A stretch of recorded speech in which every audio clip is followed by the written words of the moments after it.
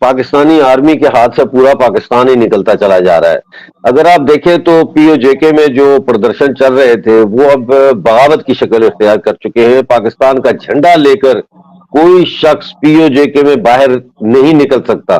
جیسے پہلے ہوتا تھا لوگ اپنی گاڑی پہ 14 اگست کو پاکستان کا جھنڈا لگا لیتے تھے، یا لوگوں نے موٹر سائیکلوں کے پیچھے پاکستان کا جھنڈے کی نمبر پلیٹ لگائی ہوتی تھی. یہ سچویشن اب یکسر تبدیل ہو چکی ہے، اور وہاں پہ یوتھ جو ہے وہ ڈنڈے تھامے دھمکیاں دے رہا ہے کہ پاکستانی فوج آ کے دکھائے، یہاں آ جائے گی واپس نہیں جائے گی، یہ کہتے ہیں لوگ. ابھی 3 دن پہلے بہت زبردست جو ہے وہ احتجاج ہوا اور لانگ مارچ ہوا پلندری کی طرف، جہاں پہ یہ خبر آئی تھی کہ وہاں پہ پی او جے کے جو پولیٹیکل پریزنرز ہیں ان کو بند کیا ہوا ہے. اس کے بعد پتہ چلا وہ کوٹلی میں بند ہے، تو وہ پورا مارچ کوٹلی چلا گیا. تو اس وقت جو ہے وہ سچویشن بڑی فلوئڈ ہے پی او جے کے میں، اور پاکستان کے فوج کے کنٹرول سے پی او جے کے اس وقت نکل چکا ہے. کل واپس آ جائے یہ میں نہیں کہہ سکتا، لیکن اس وقت نہیں ہے. یہی حال کے پی کے کا ہے. کے پی کے میں بھی پاکستانی فوج جو ہے کا کنٹرول صرف ان کی جو ویکل وہ چلاتے ہیں اس کے سٹیئرنگ پہ ان کا کنٹرول ہے، باقی کسی جگہ پہ ان کا کوئی کنٹرول نہیں.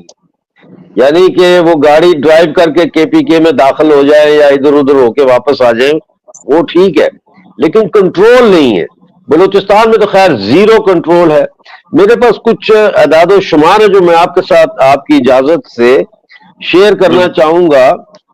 یہ جو میرے پاس اعداد و شمار ہیں یہ مئی کے مہینے کے ہیں، اور اس سے آپ کو صاف ظاہر ہو جاتا ہے کہ آن گراؤنڈ سچویشن جو ہے بلوچستان کو ایک ایگزامپل اگر ہم لے لیں اور کے پی کے کو ہم اس وقت رہنے دیں، تو مئی کے جو مہینہ تھا مئی کا، اس میں بی ایل اے نے پاکستانی فوج پہ 28 حملے کیے، جس میں 16 فوجی ہلاک ہوئے اور 29 کو زخمی کیا گیا. ان حملوں میں 3 کیمرے، 1 موبائل ٹاور تباہ کیا گیا، 12 دھماکے، 1 آئی ای ڈی اور 9 چیک پوسٹوں کو اڑایا گیا. تو یہ تو صرف بلوچستان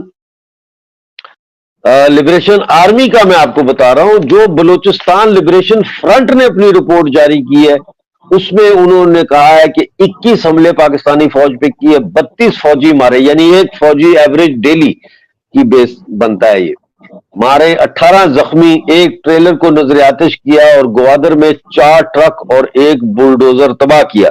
تو اگر ہم یہ ملا لیں تو 16 اور 32 بنتا ہے 48، یعنی ایک مہینے میں 48 پاکستانی فوجیوں کا بلوچستان میں مارا جانا یہ بہت ہی سگنیفیکنٹ ہے. اور اسی طرح سے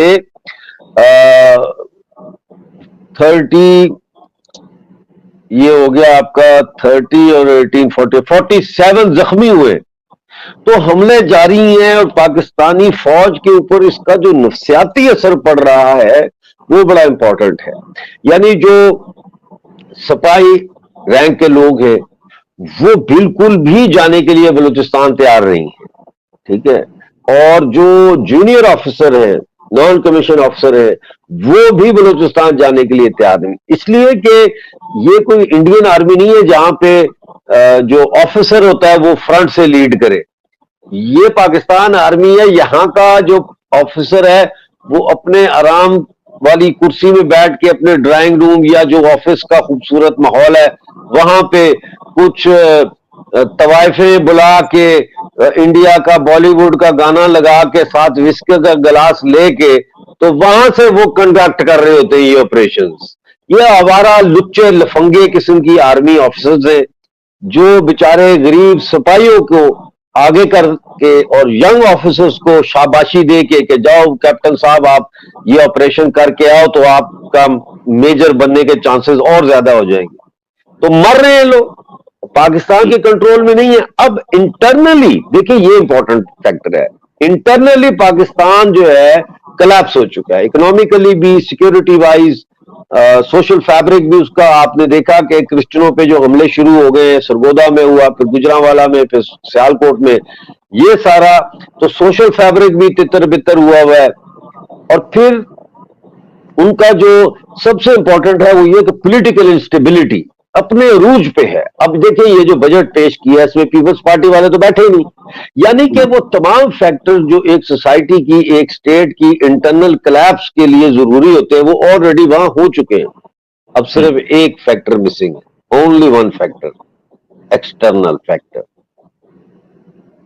اور وہ ایکسٹرنل فیکٹر یہ ہے کہ کوئی بھی ملک، چاہے وہ انڈیا ہو، چاہے افغانستان ہو، چاہے ایران ہو، اگر پاکستان کے اوپر حملہ کر دے تو پاکستان، یہ یوکرین والے لوگ نہیں ہے کہ یہ لڑائی جو ہے 2 سال تک چلے گی. یہ 2 گھنٹے میں ہتھیار ڈالنے کے لیے مذاکرات شروع کر دیں گے. ایک چیز سر، ابھی جو خبر آئی ہے 5 منٹ پہلے کہ ٹی ٹی پی نے اگلے 3 دن تک سیز فائر ڈکلیئر کر دیا عید کی وجہ سے. یہ سیز فائر بھی اسلامک کنٹری کو دینی چاہیے تھی نا، کہ ہم اسلامک کنٹری ہیں، ہم سیز فائر کر رہے ہیں. بلوچستان میں کوئی آپریشنز نہیں ہوں گے، خیبر پختونخوا میں کوئی آپریشن نہیں ہوں گے. بہت اچھی بات کی آپ نے، بہت اچھی بات کی ہے. یہ اتنے بغیرت ہیں کہ یہ عید والے دن بھی جو ہے وہ حملے کرتے ہیں، عید والے دن بھی یہ لوگوں کو پھانسیاں دیتے ہیں. یہ بڑے ظالم لوگ ہیں، ان کا کوئی ضمیر نہیں ہے. جیسا میں نے عرض کیا، objective conditions are ripe in the state of Pakistan for its collapse. Subjective factor missing ہے، وہ انگلی سے دھکا دینے والا جو ہوتا ہے نا، کہ ایک وہ کھڑا ہے، وہ گل چکا ہے سارا کچھ، صرف اس کو ایک ایسے ایسے ایسے کرنا ہے. وہ ایکسٹرنل فیکٹر جو ہے نا، وہ سبجیکٹو فیکٹر ہوتا ہے، وہ نہیں ہے، وہ مسنگ ہے.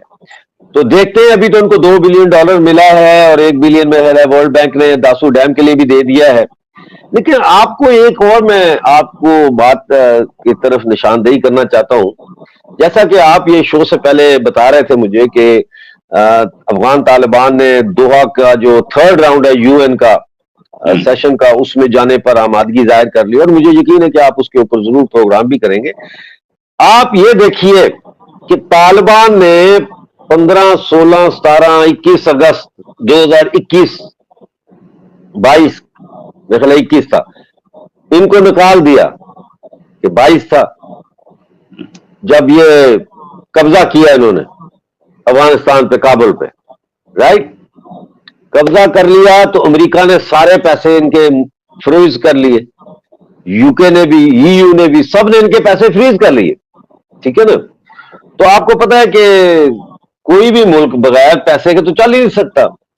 خیر، انہوں نے اپنے طریقے سے سسٹم کو چلایا، جس طرح بھی چلایا. چائنا کو بلایا، انڈیا کو بلایا، سب کو بلایا کہ آؤ بھائی، روس کو بلایا کہ بھائی ہماری جو پروجیکٹس چلائیں ان کو کریں.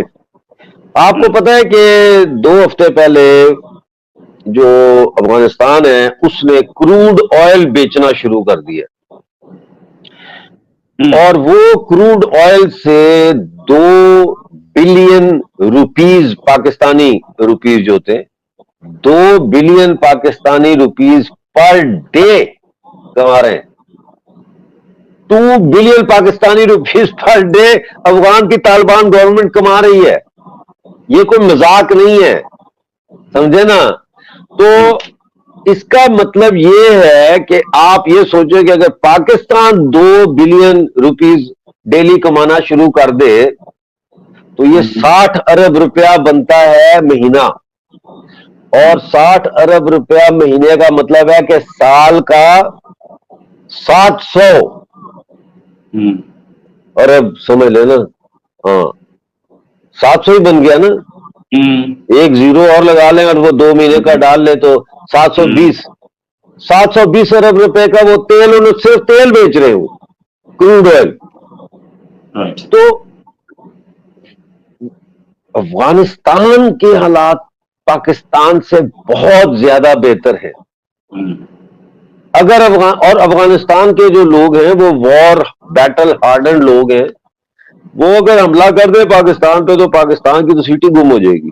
भारत में पीएम मोदी के प्रधानमंत्री पद की शपथ लेने के बाद एक बार फिर अजीत डोभाल को देश का राष्ट्रीय सुरक्षा सलाहकार नियुक्त किया गया है। इस मसले को लेकर अब पाकिस्तान में चर्चा तेज हो गई है। ऐसा माना जाता है कि अजीत डोभाल की रणनीति कभी फेल नहीं होती है। अब पाकिस्तानियों को ये डर सता रहा है कि अजीत डोभाल अब क्या करने वाले हैं, क्योंकि उनका अखंड कश्मीर वाला प्लान अभी सफल नहीं हुआ है। पाकिस्तानी यूट्यूबर सोहेब चौधरी ने कहा कि बचपन से हम सुनते आ रहे हैं कि हम भारत के कश्मीर को लेंगे, लेकिन इससे अब उल्टा दिख रहा है। उन्होंने कहा कि कई मीडिया रिपोर्ट्स में ये दिखाया जा रहा है कि भारत के राष्ट्रीय सुरक्षा सलाहकार अजीत डोभाल अब पूरी तरह से पीओके पर फोकस कर रहे हैं। इसके लिए उन्होंने पीएम मोदी के तीसरे कार्यकाल की तरह पाकिस्तान 3.0 प्लान लॉन्च किया है। इसके लिए पूरी तरह से अजीत डोभाल की टीम लग चुकी है, जो कश्मीर जम्मू कश्मीर में आतंकवाद को पूरी तरह से खत्म करेगी और पीओके के लिए काम करेगी। सोहेब चौधरी ने इस मसले को लेकर पाकिस्तान के युवाओं से बात की। इस दौरान पाकिस्तान के युवाओं ने कहा कि पाकिस्तान में सबसे बड़ी समस्या है एजुकेशन। पाकिस्तान के युवा राजनीति में जाना नहीं चाहते हैं, जिससे समस्या आ रही है। युवक ने कहा कि पाकिस्तान ने कश्मीर को लेकर अभी तक कोई एजेंडा ही तैयार नहीं किया। जब हमारे पास कोई प्लान ही नहीं है तो हम उस मसले पर काम कैसे करेंगे।